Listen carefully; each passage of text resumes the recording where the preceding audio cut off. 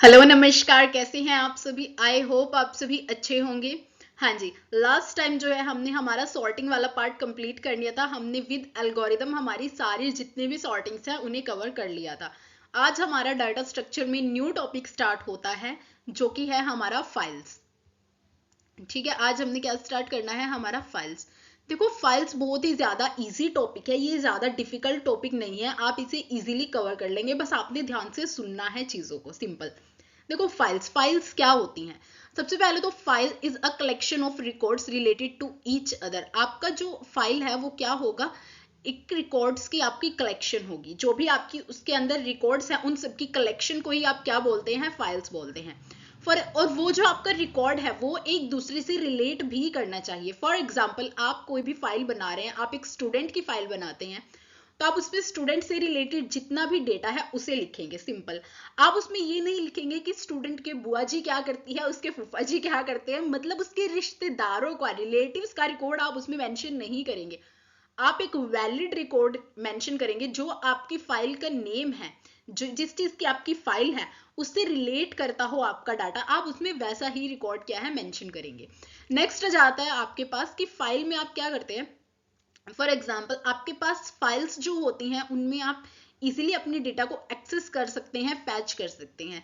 जैसे अगर हम बात करें ट्रेडिशनल फाइल सिस्टम और एक जो हमारा मॉडर्न फाइल सिस्टम है, उनमें डिफरेंस क्या था। देखो, ट्रेडिशनल फाइल सिस्टम जो था हमारा, क्या होता था, उसमें हमारा पेपर वर्क होता था, सारा का सारा हमारा जो जितना भी काम था हम सारा पेपर पे करते थे, देन उन्हें हम कलेक्ट करते थे। तो जब भी हमें किसी का भी रिकॉर्ड हमें चाहिए था, किसी पर्टिकुलर इंडिविजुअल का रिकॉर्ड जब हमें चाहिए होता था, तो हमें सारे के सारे पेपर्स को चेक करना पड़ता था।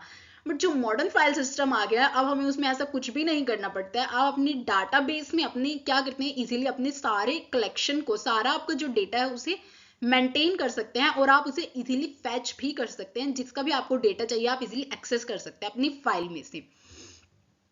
ये आपको क्या करती है, इट इनेबल एप्लीकेशंस, ये कुछ एप्लीकेशंस आपको अलाउ करती है, जैसे कि to read, write and modify data. आप क्या करेंगे, अगर आपने कोई भी फाइल को बनाया है, देन आप उसमें अपने डेटा को रीड भी कर सकते हैं, प्लस राइट भी कर सकते हैं एंड मॉडिफाई भी कर सकते हैं अपने डेटा को। ये क्या होती है, कुछ परमिशंस होती हैं। अगर फाइल किसी और की फाइल है और वो किसी और ने बनाई है, देन वो क्या है, वहां पे रिस्ट्रिक्शन होती है कि आप उसमें डेटा को मॉडिफाई नहीं कर सकते हैं। बट ये क्या है, ये हर एक फाइल में ऐसा नहीं होता, ये जिसने उसे बनाया है, यूजर ने, ये उस पर डिपेंड करता है कि वो किस परमिशन को अलाउ करता है आपको और कौन सी परमिशन को अलाउ नहीं करता है। सिंपल। फॉर एग्जाम्पल, यहाँ पे देखो, ये हमने एक फाइल बनाई है, यहाँ पे ये हमारी क्या है, एक फाइल है जिसका नाम है हमारा एम्प्लॉय। एम्प्लॉय नाम से हमारी फाइल बनाई है हमने। यहाँ पे हमने एट्रीब्यूट्स को दिया है ID, name, address, job title and gender. मतलब यहाँ पे क्या होगा, आपका आपका जो भी एम्प्लॉय है उसकी आईडी, उसका नेम, उसका एड्रेस, उसकी जो भी जॉब टाइटल है, आप मतलब जिस भी पोजीशन पे वो वर्क कर रहा है आपकी कंपनी में, देन उसका जेंडर, ये सब इंफॉर्मेशन हमें अपने एम्प्लॉय की चाहिए। ठीक है, तो हम क्या करेंगे, हम अपनी फाइल में इन सबको क्या लेंगे, ये हमारे एट्रीब्यूट्स हैं, इनके कॉरस्पॉन्डिंग जो भी हम इसमें डेटा फिल करेंगे वो क्या हो जाएगा, हमारा एक रिकॉर्ड हो जाएगा, जो क्या होगा, एक दूसरे से इंटर रिलेट करेगा। Simple. Next, attributes of files. देखो, फाइल्स के एट्रीब्यूट्स कौन कौन से होते हैं हमारे पास। They are associated with computer files that grant और डिनाई, वाई आएगा, deny contain rights to the user can access that files. मतलब यहाँ पे क्या होगा, ये आपको बताएंगे कि आपके पास क्या क्या है, राइट्स हैं कि आप उस फाइल में वो चीजों को कर सकते हैं और किन किन परमिशन आपको अलाउ नहीं है कि आपने फाइल्स में वो चीजें नहीं करनी है। हमारे पास ये कितने होते हैं, ये 4 होते हैं हमारे पास basically attributes. The first one is read only, then second is system, hidden and archive. देखो, इसमें क्या होता है, हमारे पास जो हमारा रीड ओनली एट्रीब्यूट है, ये आपको अलाउ करता है कि आपने क्या करना है। सिंपल, आप अपने डेटा को सिर्फ रीड कर सकते हैं, आप इसमें अपने डेटा को राइट नहीं कर सकते हैं, या कोई भी आपने चेंजेस अगर इसमें करने हैं तो आप उसको नहीं कर सकते हैं। देन सेकंड वन इज क्या है हमारे पास, सिस्टम। सिस्टम में आ जाएंगे आपकी सिस्टम फाइल्स हैं जो भी, वो सब आ जाएंगी। Then next one is hidden. Hidden में आ जाएगा कि आपकी कोई भी फाइल है, वो कोई भी वर्क कर रही है, कुछ भी है, बट आप उसे क्या कर सकते हैं, हाइड कर सकते हैं। सिंपल।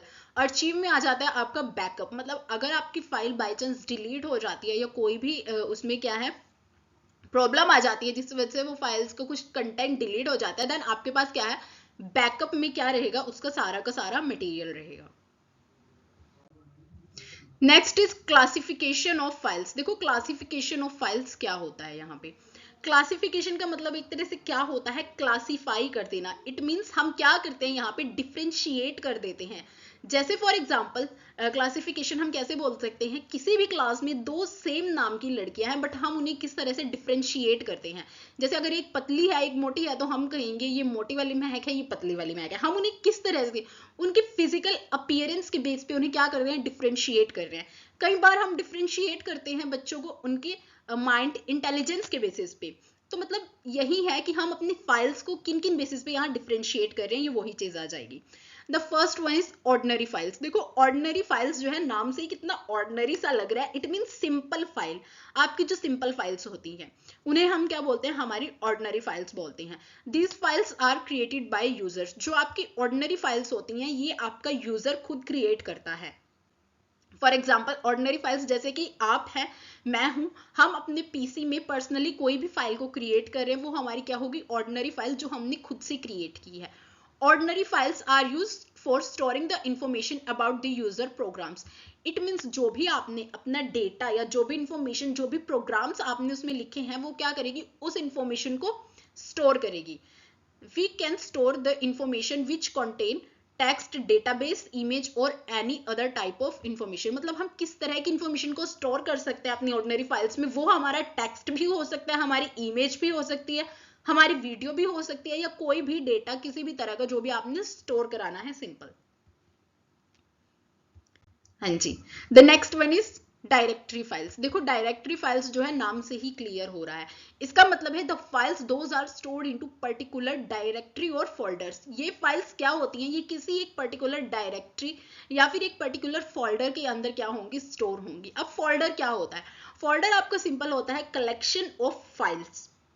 मतलब फोल्डर के अंदर क्या होती है, आपकी एक इंडिविजुअल फाइल के अंदर आपके रिकॉर्ड्स होते हैं बहुत सारे। ठीक है, हमने क्या किया, हमारे पास काफी सारे रिकॉर्ड्स थे, उनसे हमने क्या किया, उनसे हमने बना ली एक सिंपल फाइल। देखो रिकॉर्ड्स से जब आपने बनाई फाइल्स, तो जब फाइल्स आपके पास बहुत सारी हो जाती हैं देन उनसे आपका क्या बनता है, फोल्डर। रिकॉर्ड से फाइल्स एंड फाइल से फोल्डर। ठीक है, फाइल से हमारा यहाँ पे जो हमारा फोल्डर रहेगा वो बन जाएगा।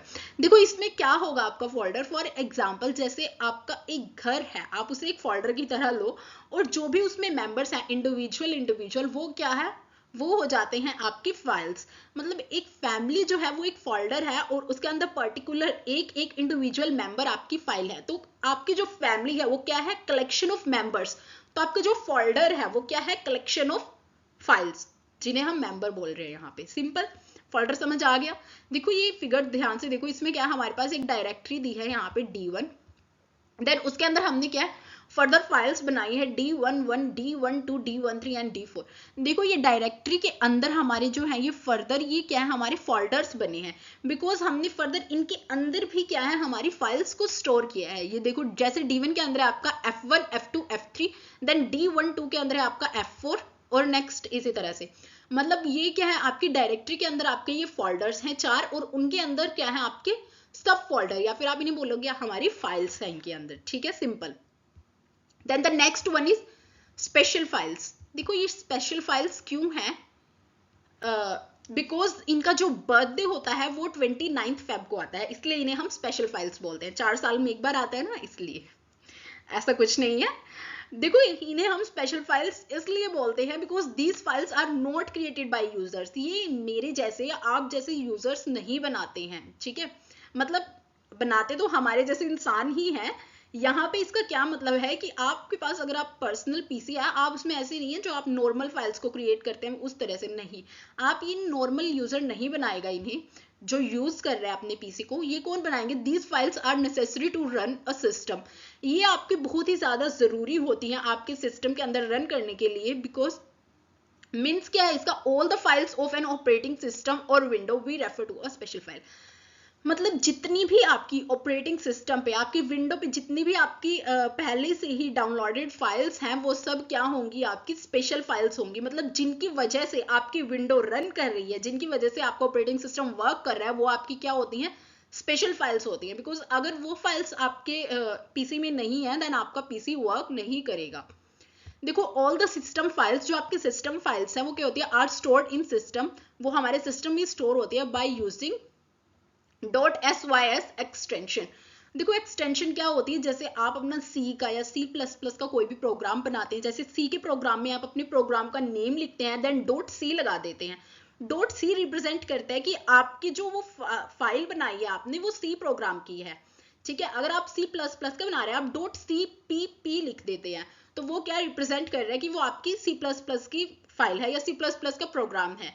ऐसे ही HTML के लिए आप क्या करते हैं .html, तो उसी तरह से यहाँ पे क्या है, हमें अगर सिस्टम वाली जो हमारी फाइल्स होंगी उन्हें हम किस तरह से डिफरेंशिएट करते हैं, उनकी जो एक्सटेंशन है वो रहेगी हमारी sys। हाँ जी, नेक्स्ट देखो इसने क्या कहा है, हमारी जो नेक्स्ट फाइल है वो रहेगी हमारी FIFO, FIFO। इसका मतलब है stands for first in first out, जो पहले आया है वही पहले जाएगा, इस तरह से हम बोल सकते हैं। देखो this file are use by the system for executing the processor into some orders. देखो इसमें क्या होगा कि आपकी जो फाइल्स होती हैं, जब हम क्या करते हैं फेच करते हैं अपनी फाइल्स को या एग्जीक्यूट करते हैं, कोई भी आप वर्क कर रहे हैं जिसमें आपकी फाइल्स क्या हो रही हैं, प्रोसेस हो रही हैं, तो उसमें क्या होगा, जो फाइल पहले आई है वही पहले एग्जीक्यूट होगी। इट मीन्स क्या होगा, ऑर्डर वाइज आपका एक सीक्वेंस चलता है इसमें। ऐसा नहीं है कि आपने कोई फाइल जो है आज बनाई है और आप उसे एग्जीक्यूट कर रहे हैं और आप परसों बना रहे हैं एक फाइल उसको भी एग्जीक्यूट कर रहे हैं, तो पहले आपकी कौन सी फाइल एग्जीक्यूट होगी, ऑब्वियसली जो आपने पहले बनाई है या जिसको आपने पहले कमांड्स दी है, ठीक है, वो फाइल्स आपकी पहले एग्जीक्यूट होंगी। इट मीन्स क्या है, एक सीक्वेंस को फॉलो करना, एक ऑर्डर को फॉलो करना, उसे हम क्या कहते हैं, FIFO, ठीक है। जैसे आप बोल सकते हैं कि जिसका एडमिशन कॉलेज में सबसे पहले हुआ है उसे सबसे पहले क्या हो जाएगा, रोल नंबर एलोकेट हो जाएगा, ठीक है। स्कूल्स में ऐसा ही होता है ना, तो वही चीज यहाँ पे है। नेक्स्ट जी, ये हो गया हमारा FIFO। नेक्स्ट क्या है हमारे पास, खत्म हो जाता है यहाँ पे हमारा ये hard work always page of, ये थोड़ा सा आपके लिए है, बाकी यहाँ पे हमारा ये खत्म हो जाता है फाइल्स वाला। आज हमने कवर अप कर लिया है एट्रीब्यूट्स, फाइल के बारे में हमने पढ़ा और उसकी क्लासिफिकेशन को हमने कर लिया, सिंपल। आई होप आपको ये समझ आ गया होगा। अगर आपको इसमें कोई भी डाउट है देन आप मुझे कमेंट सेक्शन में बता देना। Okay guys, thank you very much and keep learning and keep growing. Like, share and subscribe our channel. Thank you guys.